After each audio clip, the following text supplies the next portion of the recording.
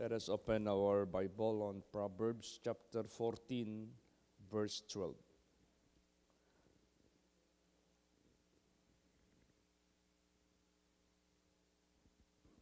Hindi nakarating.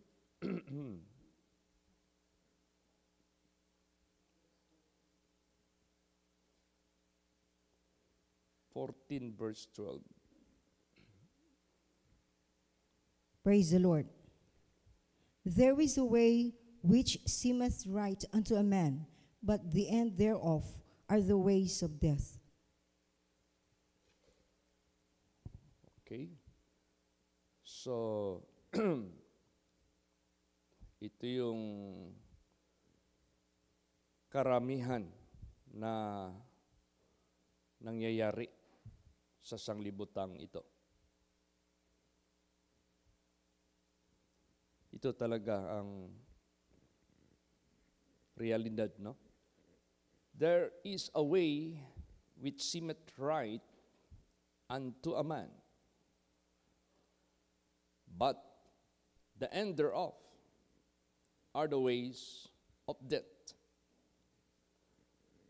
So, hindi pinahintulutan ng Diyos na dito sa atin ang way. Hindi pinahintulutan ng Diyos na dito sa atin ang truth. Hindi pinahintulutan ng Diyos sa atin na dito ang life. Kaya nga sinabi niya nga yun I am the way. I am the truth. I am the life. No one can go to the Father. Meaning to say, no one can go into the kingdom of heaven where the Father is, that can enter into His kingdom, but by me.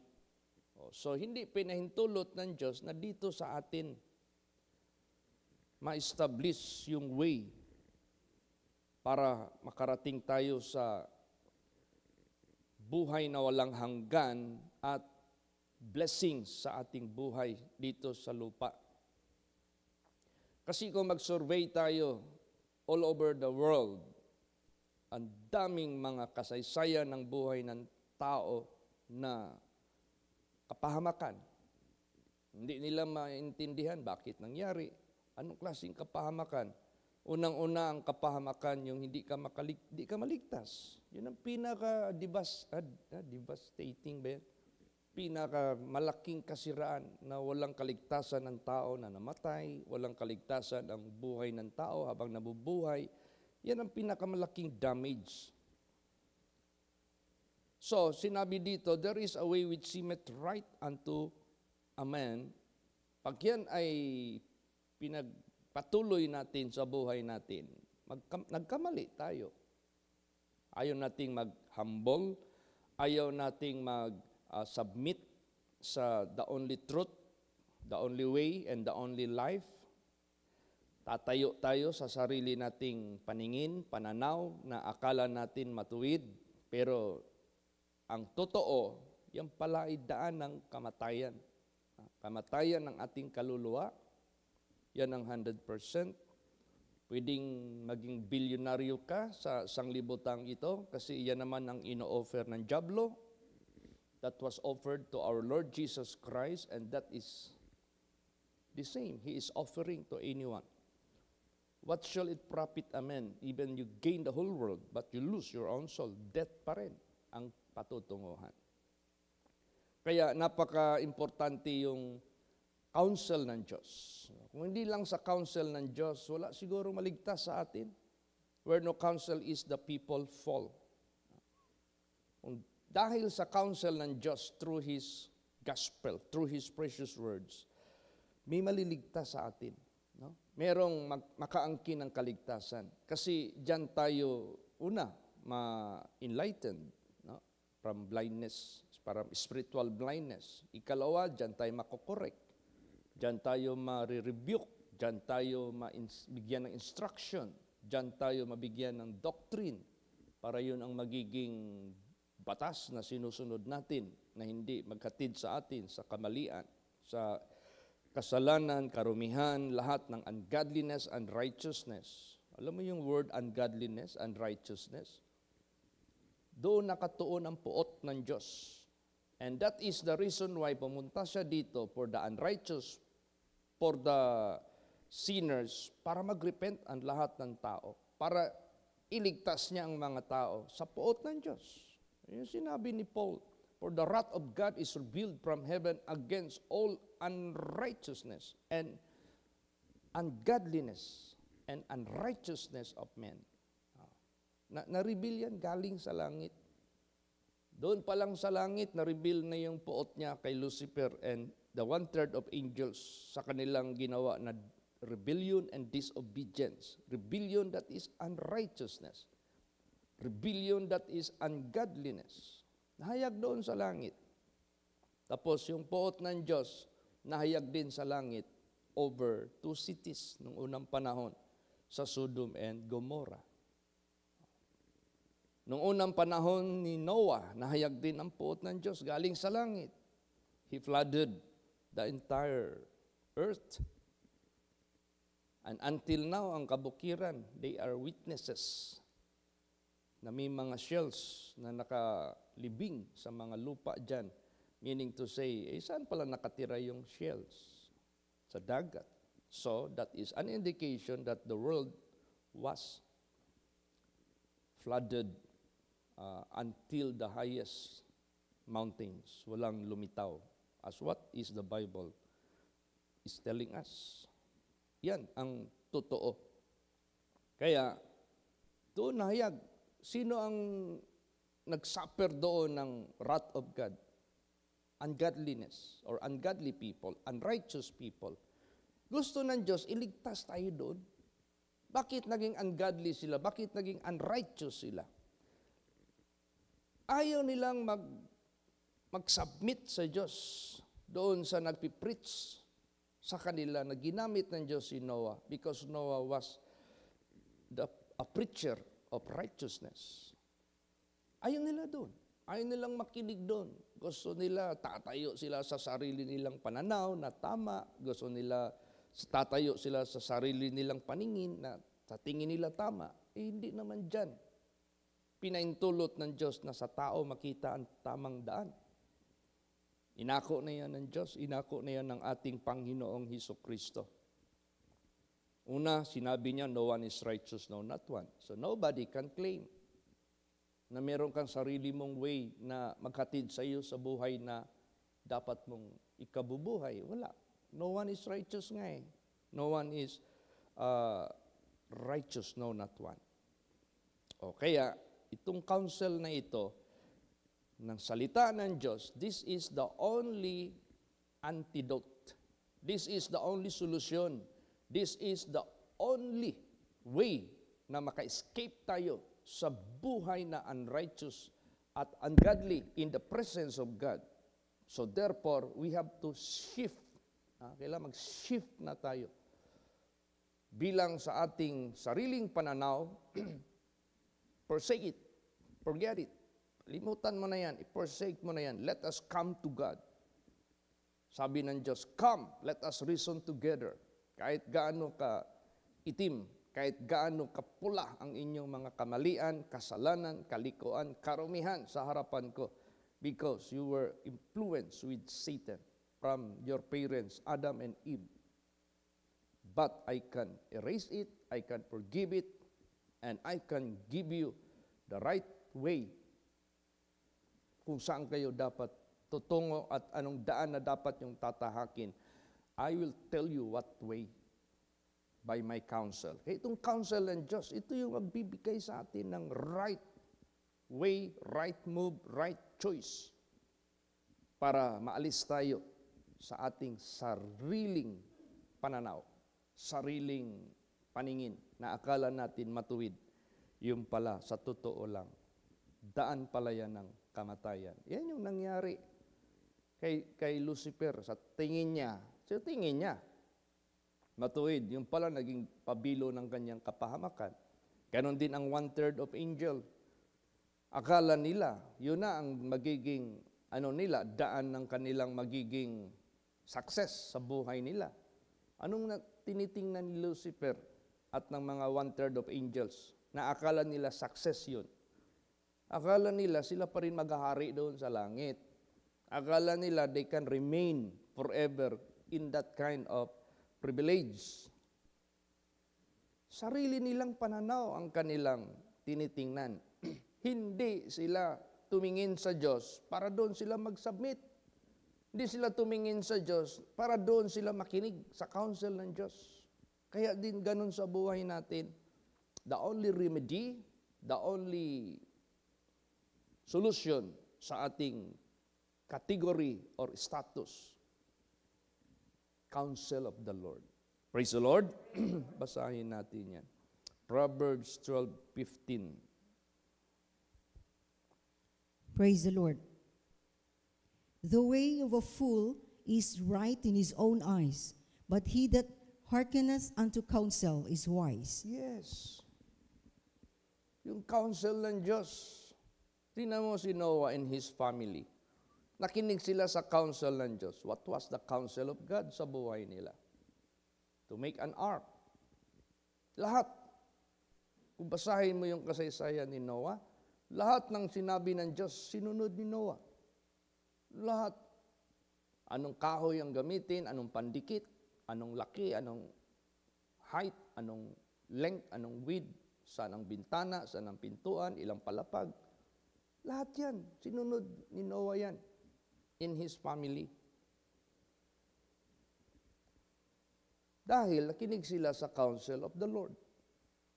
Yun din ang binigay ni Noah. Nagpreach din siya ng righteousness, kung ano yung dikta ng Diyos sa buhay niya. Kaya, makinig ka sa counsel of the Lord, mapalad ka. Si Abraham, nakinig sa counsel of the Lord. Pagsabi ng Diyos kay Abraham, Abram, get out from your kindred. Get out from Haran. Because they practice worship of idols, but I am the God who made the heaven and the earth. Come out from Haran, and I will show you the way, and I will give you my promise. I will make you a great nation. You will be a blessing to all people of the world. Anong klaseng blessing? Yung faith ni Abraham sa Diyos, naging blessing sa atin. Hindi lang yung faith niya, yung obedience niya. Kasi yun pinaka-ihimplo.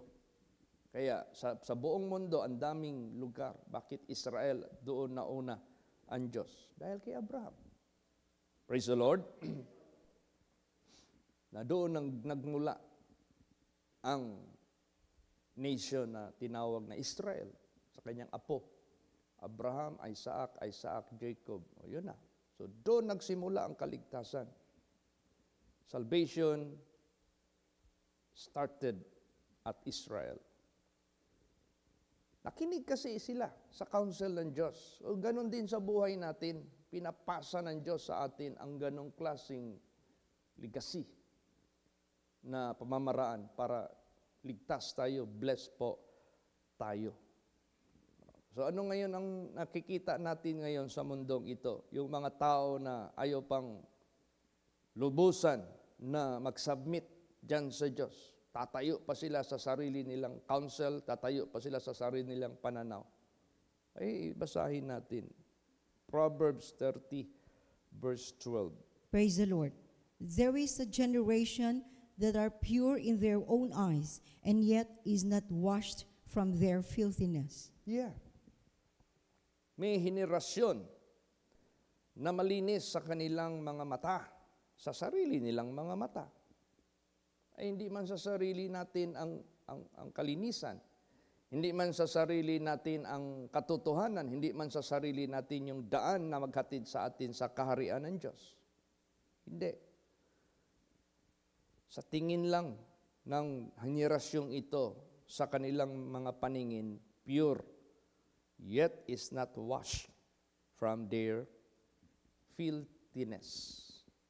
O anong ibig sabihin yan? You cannot have your own perfection. You cannot have your own righteousness. But you have to submit to God first. Wala kang sarili mong resource na o source na righteousness nang manggagaling sa iyo. Wala. Kasi bakit wala? Yung source ng human being na si Adam at si Eva, sila yung unang nagkasala. Kaya nga sinabi nga dyan, walang bagay na kinuha mo sa maruming lugar na malinis. So, dahil sa pagkakasala ni Adam at ni Eva, through their disobedience to their Creator, lahat na nag-produce nila ng mga tao, marumi. Ay bakit minaligtas like Enoch? Bakit minaligtas like Noah? Because they listened to the counsel of God. Praise the Lord. Noon pa yan, God is talking to mankind and giving counsels. O kung sino yung sumunod, ay tingnan mo si Noah. Noah walked with God. Ibig sabihin yan, he received the counsel of God and he obeyed. Ang dami kayang hindi nasulat dito sa Bible. How Enoch walked with God. Very brief yung testimony niya, bakit siya kinuha ng Diyos. Pero pag iyong i-elaborate ng husto, i-broaden, Enoch walked with God. Ibig sabihin yan, he never disagree with God. He always agree with God. He always believe God. He always follow God. O paano man masunod ang Diyos? Magbigay siya ng counsel. Kaya ang counsel ng Diyos, napaka-importante. Para sa ganon, ang tao magabayan niya. Tingnan mo, may counsel dito ang ating Panginoong Hesukristo. Kumbaga pa, prangkahan na, lantaran na, papakita ko sa inyo. Gusto nyong maligtas at gusto nyong hindi ma-deceive, papakita ko sa inyo ang katotohanan. This is how the world is so tricky. Tricky masyadong mundo. Kaya sabihin ko sa inyo ang katotohanan. Ito ang kalagayan ng mundo. At ang daan naman papunta ng kaligtasan o buhay na walang hanggan. Isabihin ko rin sa inyo ang totoo. Ito rin ang talagang totoong daan. Sinabi na yan ni Lord Jesus Christ. Hindi niya yan tinago. Basahin natin yan. Matthew 7:13 hanggang 14. Praise the Lord. Enter ye in at the strait gate, for wide is the gate and broad is the way that leadeth to destruction, and many there be which go in thereat. Because strait is the gate, and narrow is the way which leadeth unto life, and few there be that find it. Ayan. So pinakita na ng ating Panginoong Hesukristo what is a really road or way that will lead you to hell, to death, to miserable direction. At pinakita rin mismo ni Lord Jesus Christ the way that will lead you to life eternal. Walang dito. This is not being confusion. Makukonfuse ka pa. Enter in at the straight. Itong straight dito, hindi yung matuwid na straight. Street. Big sabihin niya, hindi naman ito street na pangalan ng street, ng daan. Itong street na ito, makitid, makipot. Yung spelling nito, iba sa straight, iba sa street na San Pedro or Ponciano. Ito, street. Ibig sabihin yan, makipot. Diyan kayo papasok. Bakit? Dahil ito naman ang daan na huwag niyong pasukin kasi maimpyerno kayo nito, mamamatay kayo nito. Wide is the gate. Napakalawak ng gate. Alam mo yung gate? Walang strictness. Yung wide, walang strictness. Punta ka ng city jail. Magpasok ka doon, ang kitid lang ng pintuan. Bakit? Isang tao lang every time makapasok. Stricto. Baka masingitan sila ng druga, baka masingitan sila ng bomba, baka masingitan sila ng baril, ng knife, baka gamitin doon sa loob, magkaroon ng riot. So dahil sa kaistriktuhan nila, makitid yung gate. So, yung malawak na gate, ibig sabihin yan, walang pinagbabawal. Walang strictness. Walang koreksyon kahit mali. Walang rebuke kahit lantaran yung mga ginagawang masama. Wala nang rebuke. Yan yung malawak na daan. Huwag kayo pumasok dyan. Impyerno yan. Sabi ng ating Panginoong Kristo, dahil broad is the way that leadeth to destruction. Destruction of your soul, which is eternal destruction, endless, without end, without solution, without exit. Pag napasok ka dyan, hindi ka umalis dyan, hanggang ikamatay mo, paggising mo sa resurrection, doon ka na itapon sa impyerno, kasi yung dinaanan mo ng buhay ka pa sa sanglibutang ito, napakalawak na daan. Ayaw mong makinig sa salita ng Diyos. Ayaw mong magpa-rebuke. Ayaw mong magpasaway. Ayaw mong mag-humble. Ayaw mong makinig sa counsel ng Diyos. Paggising mo ngayon sa resurrection, distraction. Ano yung distraction? Destroyed yung panaginip mo na makarating ka sa langit. Destroyed na panaginip mo na mabubuhay kang mapayapa. Destroyed. Sira lahat yun.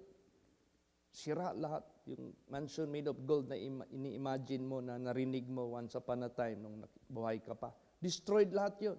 Imagine that. And many there be which go in thereat. Oh. Yung mahilig na tumingin ng maraming mga membro, maraming mga followers, marami. Ingat ka dyan. Yan na yung description ni Jesus Christ, papuntang impyerno. Dahil walang bawal, walang strictness, walang rebuke, walang correction, walang instruction. Actually, ang Bible, kung i-apply talaga natin sa buhay ito, anong nilalaman ito? Di ba? All Scripture is given by inspiration of God and it is profitable. This is the so-called, pag sinabing profitable, this is how the Word of God will take effect if you use this properly. Anong effectiveness ng Scripture, ng Word of God, pag ito'y properly in-apply mo sa buhay mo?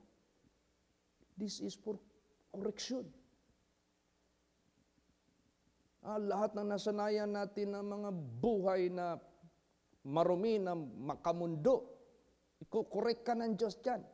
Kahit tumanda ka na dyan sa pagsasanay mo na. Tingnan mo, naalala ko si Angkong, papa ni Sister Susan. Nung nagpunta yan doon sa Dunya Luisa. Mapol pa yun, mapol. Kasi nag-ano na siya gidaot ba? Siguro, gibarang. Nagpupo na ng putik. Lupa na yung pupo niya. Siyempre, takot siyang mamatay. Dinala yan dito ni Brother Ben, tsaka ni Sister Neneng. Di nakinig the Word of God. Tapos tinawag ko, pinatanggap ko kay Jesus. Tapos sabi ko, sa may ampo na ako, anong i-pray ko sa iyo? Angkong, gusto ko, ako sakit, ako libang lapok. Di ko gusto patay, ako gusto buhi. Ko, tuo ka Jesus, ayaw nimo. Tuo ko Jesus. Pagtingin ko dito sa bulsa niya, merong isang kahang bataan. Inko, kung gusto kaayo, ikaw surrender imo, sigarilyo. Ay, mabilis siyang nagsagot. Ako dili na pwede undang sigarilyo. Ako sugod 14 years old, bata pa ko. Ako sigarilyo. Ako edad, tiguang na. Sigarilyo. Dili na pwede undang. Ako na anad na. O, ginayang gitubag. Siya talaga sinagot niya sa akin. Sabi ko, sige, pili ka. Unsa mang imo gusto, patay ka o buhi ka? Dili nimo na surrender, patay ka, dili tubag Ginoo. Bisag naandan nimo na, mali man na. I-correct yun na. Muna, ang dalan nga masigpit, i-correct ka. Praise the Lord. Bigyan ka pa ng instruction. Unsa man imo gusto angkong, buhi ka o patay? Imo na surrender, ang Diyos malipay, kay mali man na, ayuhon ka. Dili nimo na surrender, ang Diyos dili malipay, dili tubag ato ampo, mamatay ka. O pili ka. Wala na siyang salita. Ikuot niya. Sa tubangan yun ako, ha? Pinutol niya yung isang kaha.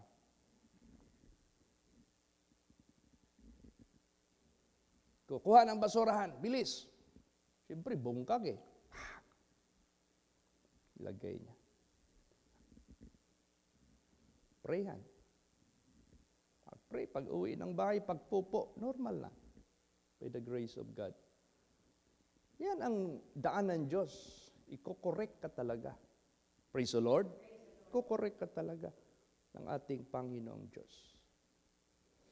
Mapalad yung mama ni Sister Susan, ninalagaan namin yan doon sa Dunya Luisa hanggang sa huling hininga. Wala kayo ibang marinig doon. Jesus, Jesus, Jesus, Jesus. Hanggang nag-fade away na yung boses niya. Jesus, Jesus, Jesus. In spite sa kanyang kalagayan, hindi siya nag-give up sa kanyang faith. Jesus, Jesus, Jesus. Hanggang. Ganon ang daan ng Diyos. Praise the Lord. Yan ang daanan natin. Piliin natin yung makitid, mahirap na daan.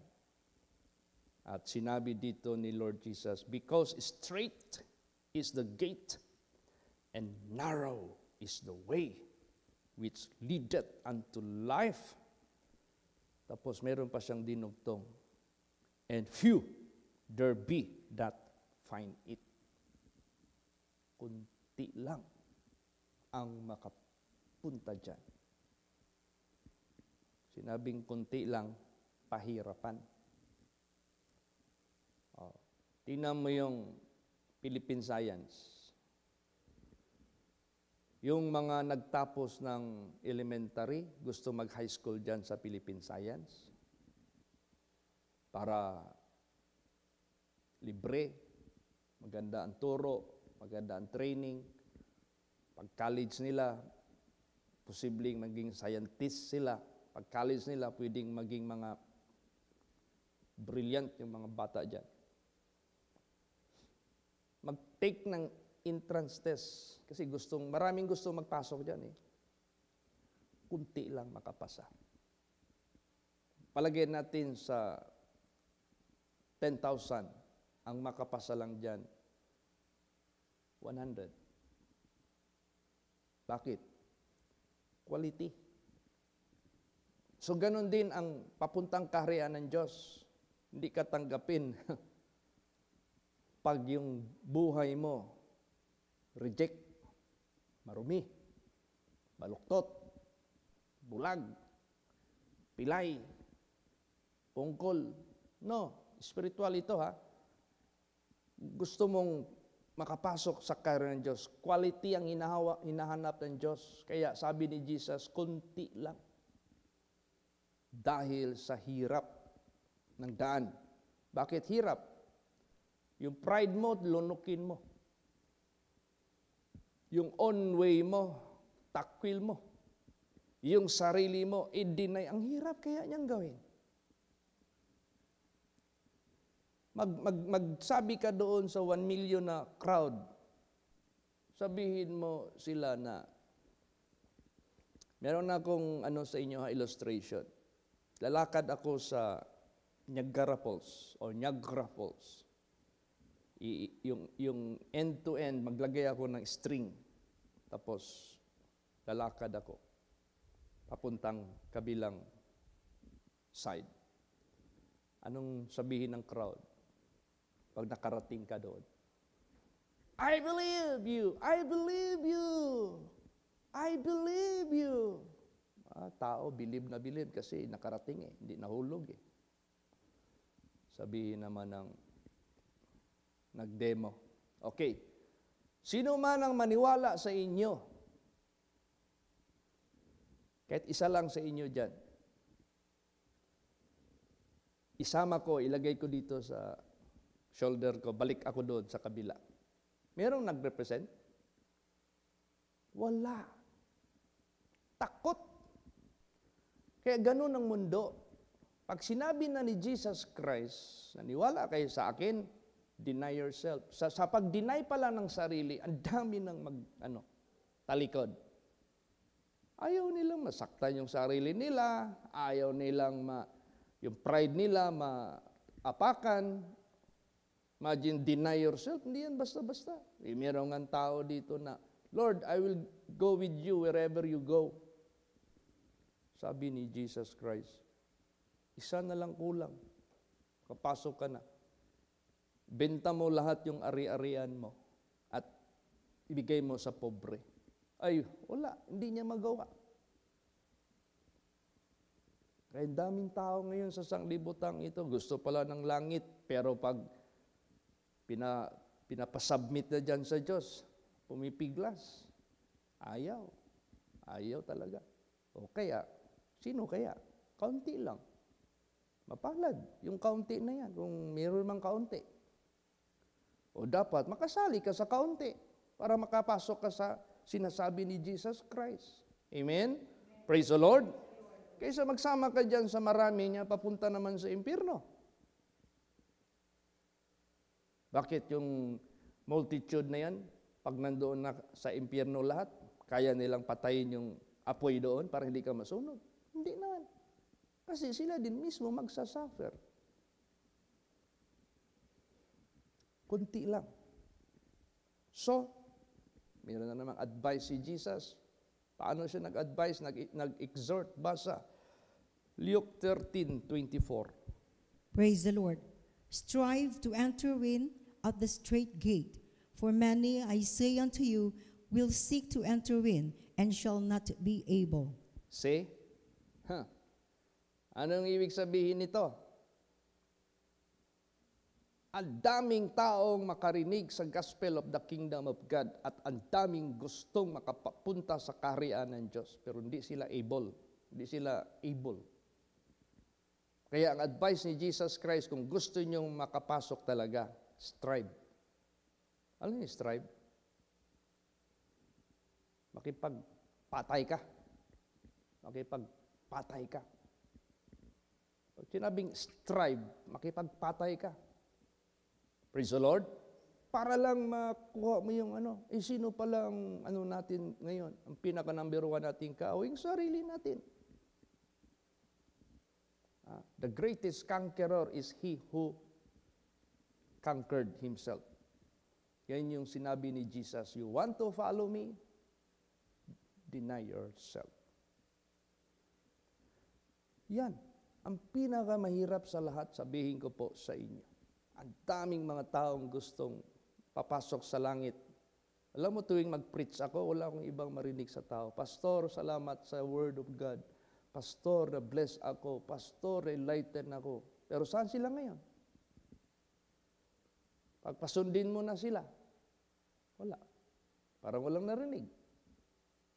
Parang walang advice na natanggap. Parang walang nagbigay ng inspiration sa kanila nung nakikinig pa sila sa Word of God. Parang wala lang. Kasi hindi nag-strive. Itong word na strive, yan ang gamitin natin na action sa pagpasok sa tinuturo ni Jesus na daan. Alam mo nag-training ako doon ng emergency corps. Bulatukan. Camp Bulatukan. Kasi Boy Scout ako sa City High. Kailangan ma-acquire namin yung red neckerchief. Kailangan, meron kami noon. Hindi ka makalagay ng red neckerchief na yan, hindi ka magdaan ng training. So, gitrain kami sa fire. Diyan sa Bulatukan Camp. Maaga pa, alas 4 pa, gisingin na kami. Gising, pak, suit kagad ng uniform, tapos pak, ano kagad doon. Formation kagad, activity na kagad kami. Ano mga activities namin doon? Merong lubid na ilagay dyan sa punong kahoy na nakabitin. Kailangan kaya mo yung katawan mo na iangat. O, gawin mo yan para makapasa ka, para magkaroon ka ng red neckerchief. Merong bahay dyan na kunwari sinunog, pinausukan ng husto, grabing usok. Tapos may kasama ka, pili. O, sino maging victim, sino ang maging rescuer, o ikaw, gito. Meron doong, kunwari, biktima na rescuehin mo. Ikaw ngayon, maggapang ka doon. Pero bago yan, in-instructionan kami. Pag merong fire, ang usok, may level yan from the ground. Pero i-drop mo yung body mo, hindi ka makalanghap ng usok kasi pakanti yan. Tapos ang fire, ang oxygen yan is 21% bago yan magliyab. Turo mo na. Naranasan namin yan. Gapang kami. Sa putikan, gapang, sa gaspang, gapang. Tapos kailangan marunong ka magbuhat ng tao na mas malaki sa iyo. Meron technique yan kung paano mo siya ibuhat. Ilabas mo yan. Ay, sa training na yun, grabe. Kahit high school kami, mga teenager pa kami, pero matindi yung ano. So pag-graduate naman namin, tanggap kami ng red neckerchief. Pag may mga sunog dito sa Davao, hindi yan nawawala sa bulsa ko noon. Dukot agad yan. Pak. Angkas namin sa fire truck. Minsan kami magbagting. Pagdating doon sa sunog, assist kami ng hila ng hose lahat. Pero nag-strive kami ng training. Ano pa kaya sa kaharian ng Diyos? Minsan magising tayo, kulang tulog, never mind. Strive man kaya. Praise the Lord.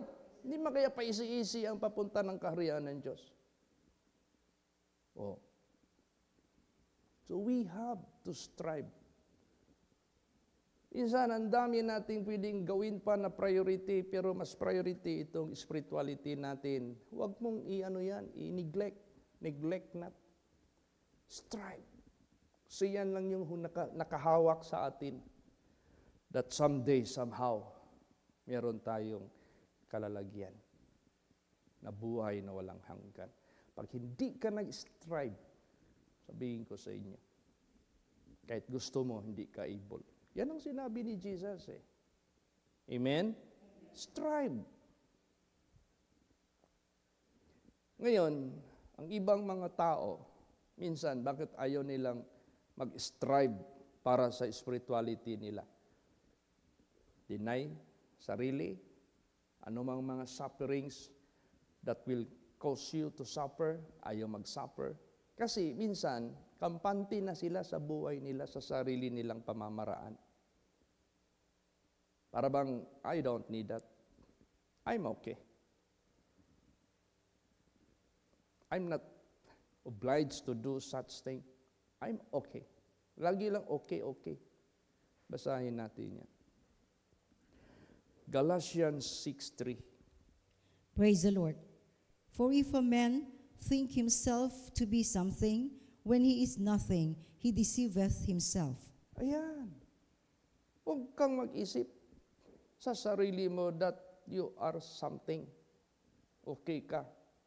No. Come to God. Dito ka makinig sa Kanya. Magpaturo tayo sa Kanyang counsel. Anong sasabihin niya? Right away, gawin mo yung mensahe kahapon ng umaga. I delayed not to keep thy statutes. to keep thy commandments. Yan ang importante sa atin. Makinig ka sa kanyang counsel. Huwag kang mag-isip sa sarili mo that you are something, that you are somebody. No, we are not anybody here. We are not somebody here. We are nothing. We are bound to eternal suffering. Come to God. Punta ka sa Diyos. Huwag ka magpa-deceive sa sarili mo. Huwag kang maniwala sa sarili mo that you are something. No, do not believe to yourself. Huwag kang maniwala sa sarili mo. Maniwala ka sa Diyos. Kinig ka sa Kanyang salita. Pero expect ka. Pag makinig ka ng Word of God, expect i-correct ka. Expect i-rebuke ka sa mga mali mo. Expect bigyan ka ng instruction. Anong gagawin mo? Ay, minsan ko naisip ko yung kabataan ko pa na mag-training kami dyan. 1 week yun eh. Hindi ko maisip na nakayanan ko yun. Kasi, alam mo anong nakaano sa akin? Naka-intriga ba? O naka-force na gawin ko yun? Yung bang tense na para mag-strive ka. Kung sa spiritual natin, takot. Praise the Lord. Pero itong sa spiritual, takot sa Diyos. Godly fear. Kasi kung wala tayong godly fear, wala. Hindi ka mag-strive. Wala ka mang iniisip na consequence. Ay yung panahon na yon, ang isip ko, kakahiya naman, kunti lang kami nag-training tapos hindi pa ako makapasa. Kakahiya naman. Pinili ko yung mag-Boy Scout ako. Tapos hindi pala ako deserving na maglagay ng red neckerchief. At saka yung pa namang ano namin,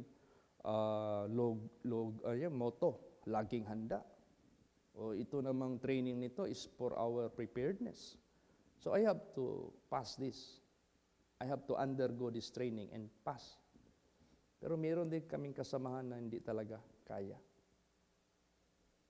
Talagang ang iba nag-collapse. Ang iba pag ganun ng lubid hindi na kaya, mga matataba eh. Hindi kayang hindi kaya magbuhat. Buti na lang yung panahon na yun, payatot pa ko. Praise the Lord. So kung spiritual natin yan, ay kailangan talaga spiritually fit tayo. You trim your spirituality. Putulin lahat mga kasalanan na nagpapabigat. Tinawag niyan, let us run the race with patience and cut off all that sin that is easily beset us. I-trim natin lahat yan. So, kaya, therefore, huwag tayo magpa-deceive sa sarili natin. Sarili lang natin na magde-deceive or the other person. Basahin natin. Ephesians 5:6. Praise the Lord. Let no man deceive you with vain words, for because of these things cometh the wrath of God upon the children of disobedience. Ayan. Let no man deceive you with vain words. Alam mo sa panahon ni Pastor Samuel Gabre, nung nag-decide ako mag-serve sa Diyos at huminto ako sa pag-aaral kasi gusto ko mag-serve sa Diyos, wala akong idea what I shall be. Hintay lang ko kay Pastor. Doon lang ako tumitik kay Pastor anong instruction niya kasi I believe him that he is the servant of God. If Joshua believed Moses and he obeyed his superior and Joshua became blessed person. Yun ang binigyan ko ng base. Lahat ng sabihin ni Pastor, wala akong objection. Pag sinabi niya, stay. Pag wala siyang sinabi, you go, hindi rin ako mag-go. Praise the Lord. Ganun. Minsan, naghanda ako ng gamit ko para magkasama ng crusade. Pagdating na doon sa actual, Chito, stay. Walang murmur, walang complain. Alam mo yung mag-murmur tayo, mag-complain tayo? Ano ba yan? Yung demerit. Sa harapan ng Diyos. Bakit demerit yan? Di ba instructed tayo, do all things without murmuring. and complaining. Dimirit tayo pag gagawa natin yan. Kailangan lahat ng mga lessons dito na pinipreach, huwag nating i-skip. Kasi meron niyang application pagdating ng mga test sa buhay natin. Kahit sa isip lang. Pag sabi ni Pastor Chito, assistant ka ni June Asildo, Marilog, oh, go. Chito, come down. Punta ka ng Cebu, assist ka kay Tommy. Punta doon. Tapos ito naman si Pastor Tam, sinabihan ni Pastor Samuel na, i-forward mo si Chito sa Dumaguete, mag-assign siya mag-assist kay ano. Ang tagal niya akong sinabihan para mawalan siya ng assistant eh. Pero pag tagal-tagal, sabi niya, Brad Chit, at ito nakas Dumaguete, giinan ko ni Pastor. O diyo, sige, go. Pagtapos, uli there is Davao. Advance Party Kas Manila, sige. Pag humagkrusada, bilin ka diri, sige. Walang ano. Kahit pa. Huwag tayong magawa ng sarili nating plano na tapos magmumurmur ka, magkukumplain ka sa isip mo. Huwag yan. Demerit ka yan. That is not how we behave before the chosen leader of God. Amen? Praise the Lord. Diba, sinabi ko na sa inyo, recorded lahat. Ang isip natin, ang salita natin, ang plano, recorded lahat yan. Alam mo kung mayroon man tayong pinakakatakutan na lugar ito?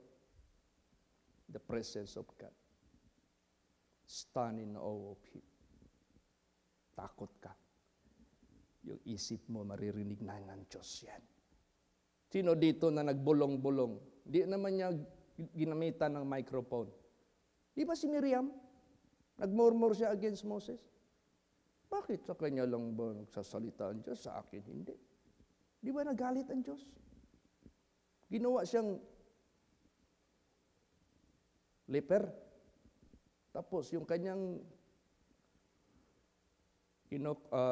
kinainggitan, o inggit ba yan, o ano, gusto niyang lamangan, o gusto niyang tapatan, o gusto niyang pangunahan. Marami tayong masasabi na content, gustong pangunahan.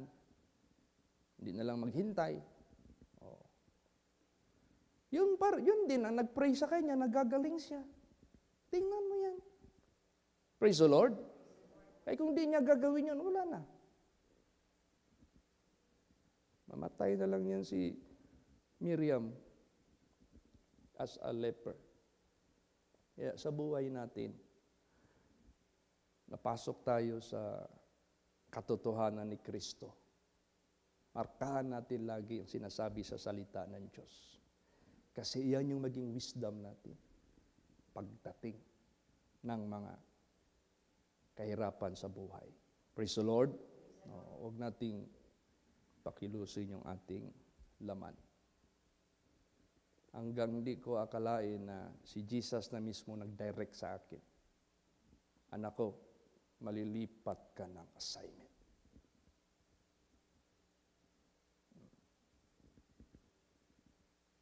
Wala, hindi ako nagmurmur. Hindi ako nagsabi, Lord, pagawan ko kaya ng petition itong membro ko dito na hindi ako alisin dito. No.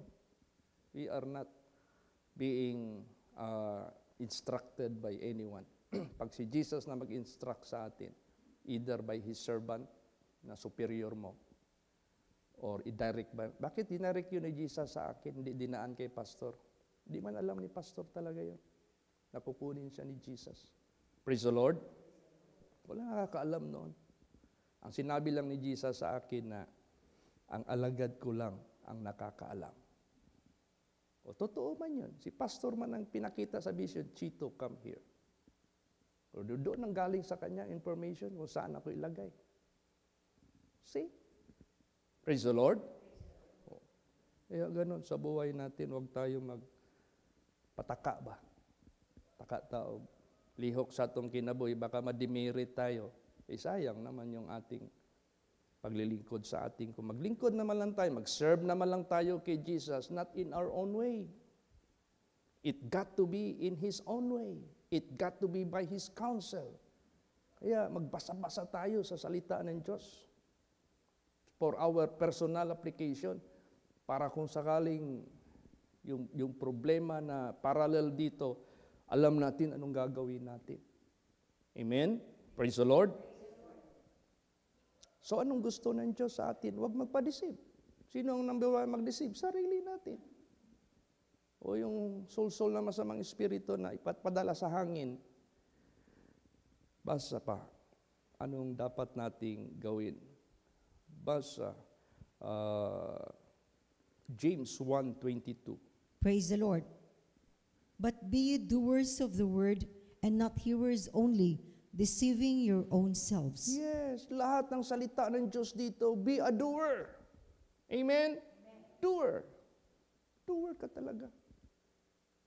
I-apply mo sa pagsabi ng Diyos, do all things without murmuring and disputing. Doer, be a doer. Kahit paano ipagawa sa iyo, anong iutos sa iyo sa alagad ng Diyos, gawin mo lang yan. Ayan, na-rebuke ako ni Pastor Ron. Sabi ni Pastor sa akin, Chito, labhan mo itong carpet sa aking pulpito. Nag-reason out man ako. Pastor, dag-om, di na mauga. Ora po kung si Kinsa ba, sinigawan ako. Nirebuke ako. Kawin mo! Ginawa ko, pagsampay ko, minute ka agad. Tuyo. Praise the Lord. Minsan, gamitin natin yung human wisdom natin. Pero, iba kasi ang dating pag ang alagad ng Diyos ang magsalita. Praise the Lord. Kailangan respetuin mo talaga yan. Kasi, servant of God yan eh. Tingnan mo yung mga tao dito na nagpakita ng respect, kabutihan sa mga ginagamit ng Diyos. Alala niyo si Prophet Elisha na yung couple. Ano kaya gawa natin ito ng pahingahan dito? O primero pakain muna, painom muna, tapos quarter. Di ba? Binigyan sila ng anak ng Diyos. Praise the Lord. Si Prophet Elijah, kinakain ng widow na mamamatay na sana kasamang anak because there was a drought. Di ba? Inunan niya yung prophet of God. Nabuhay sila ng 3.5 years. Hindi naputol yung isang takal na langis at harina at nasumpay pagdating ng ulan. Meron ng pagkain sa lugar. So, dapat marunong tayo mag-behave sa harapan ng ginagamit ng Diyos. Amen? Praise the Lord. Ganun. We have to learn that. Minsan, nag-agawan kami magbayad dyan sa IASI kasi nagpapaano rin ako ng sa physical, prevention lang ba ng mga yung IASI. For health lang. Dating yung agaw ko dyan, usually siya nauna, yung asawa ng agaw ko. Una siya matapos. Ang ginagawa niya, binabayaran niya ako. 25 pesos. Ikalawa, binayaran naman ako. Sabi ko, kakahiya naman ito. Sabi ko, pagdating ko nandyan siya, ako magbayad, sabi ko sa kanya. Ako na namang bayad. Siya man una natapos. Binayaran na naman ako. Sabi ko, wag, ako na nga magbayad. Pastor, kabalo ko sa sikreto. Bisang tubig lang, ihatag na ako sa lagad sa Diyos. I-bless ko. Grabe naman.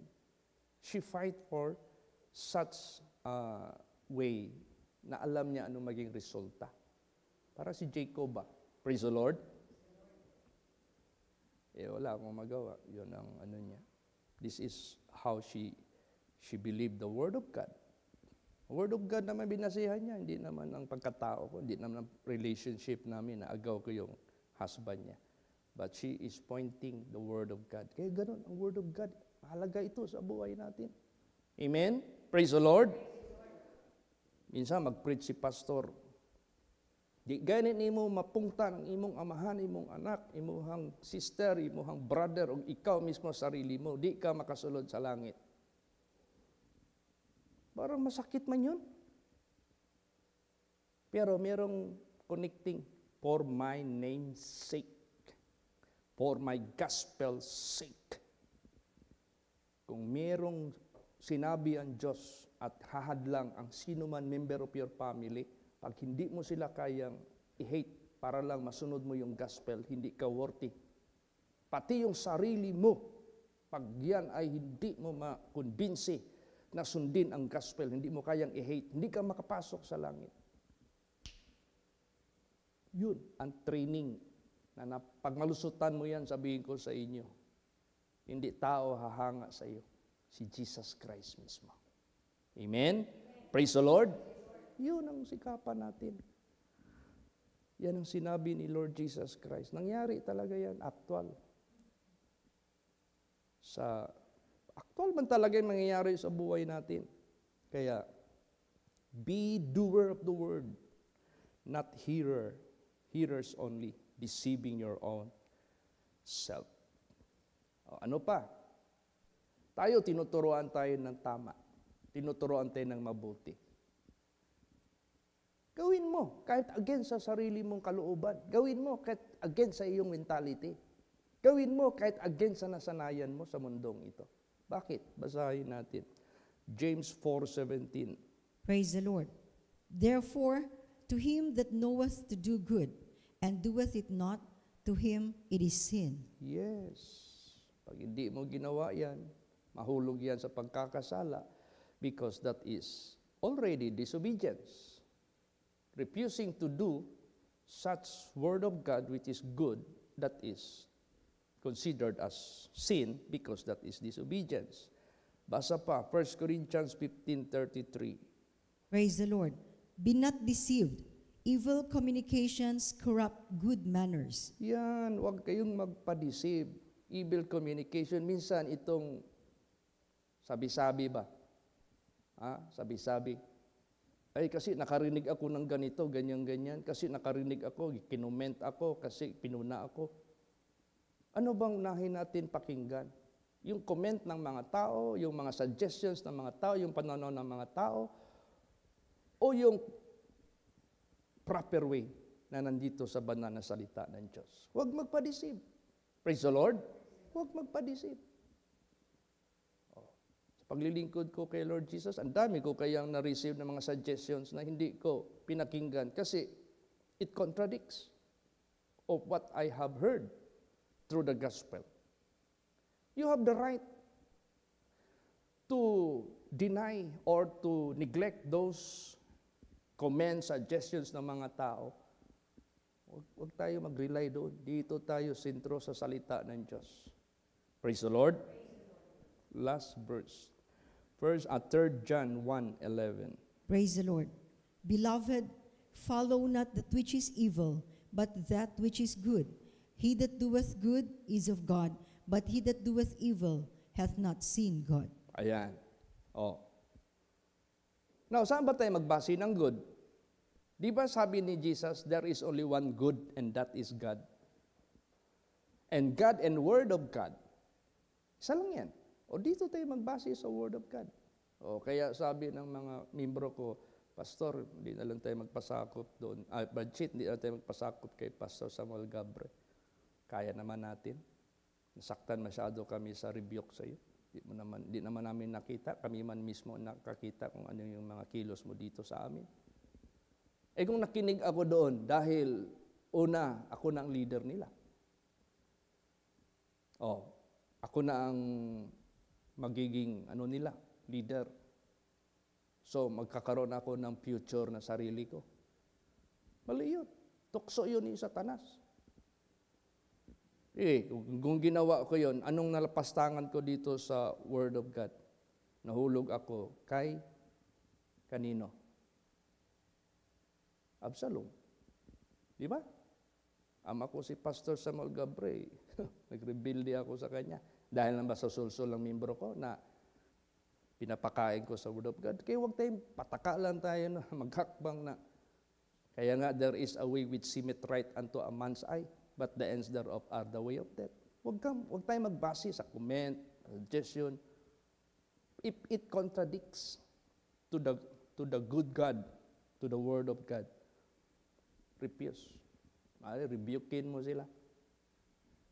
Turn down. You lift up the Word of God. Kaya we need to search the Scripture. Study well. Para di tayo ma-deceive. Kaya to God be the glory. Ingat tayo.